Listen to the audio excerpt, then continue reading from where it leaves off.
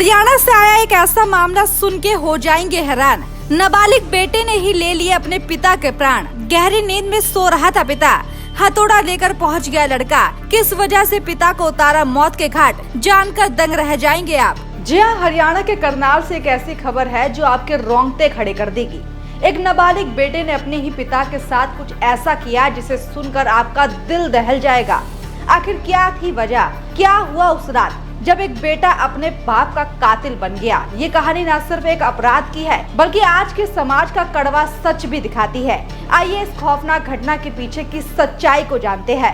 मामला हरियाणा के करनाल जिले का है, जहाँ गांव ऊंचा समान में 7 मई 2025 की रात एक ऐसी घटना घटी जिसने रिश्ते की नींव हिला दी।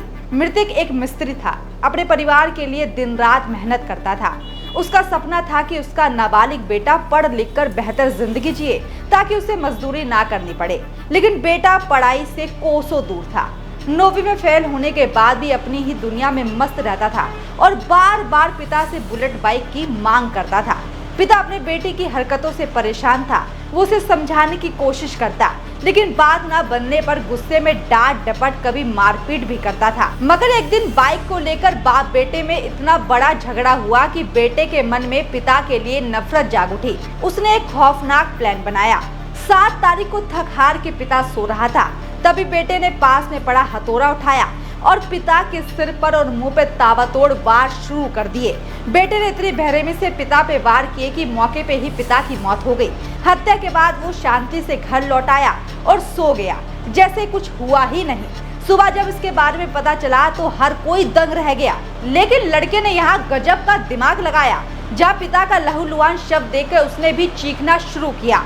वहाँ पहुंचा और रोने का नाटक करने लगा, लेकिन सच ज्यादा देर तक छिपा नहीं।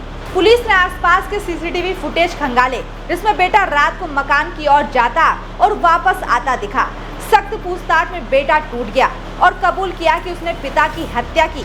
वजह पिता की डांट, पढ़ाई का दबाव और बुलेट बाइक ना मिलना। नाबालिग होने की वजह से बेटे को बाल सुधार गृह भेजा गया, लेकिन इस घटना ने कई सवाल खड़े किए। आखिर क्यों आज के युवा माता पिता की बातों को अनसुना कर रहे हैं? क्यों भौतिक सुखों की चाहत रिश्तों पे भारी पड़ रही है? क्या पढ़ाई का दबाव बच्चों को हिंसा की ओर धकेल रहा है?